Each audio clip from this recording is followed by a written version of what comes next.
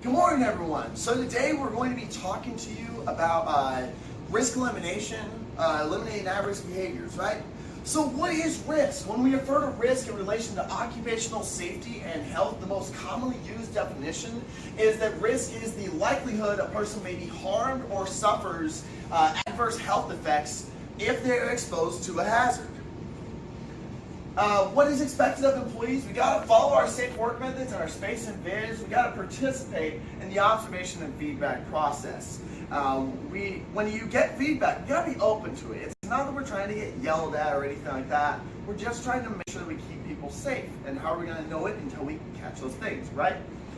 We got to identify and report any barriers to safe behaviors or any hazards that might be in our work areas. If we have something wrong, we got to tell our SUP, we got to tell our CHSP people. They need to be aware, right? The nature of risk is both the probability and the severity, right? The combination of those two, and probability is both the frequency and the likelihood of something occurring.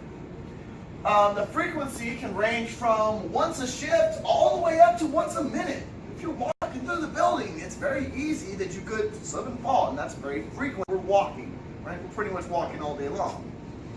The likelihood of an injury can range from highly unlikely all the way up to very, very likely, right? And we also have the severity. And the severity can range from first aid to minor property damage all the way up to major impairment or even death. It's very serious stuff we're talking about here. In closing, I just need everybody to understand our responsibility is to eliminate the risk in our work group. The risk elimination is huge. We need to ensure that every employee returns home the way they came to work. If we do this every day, we create an environment that keeps our employees safe. So, thank everybody for your time. Now let's get out there and be safe.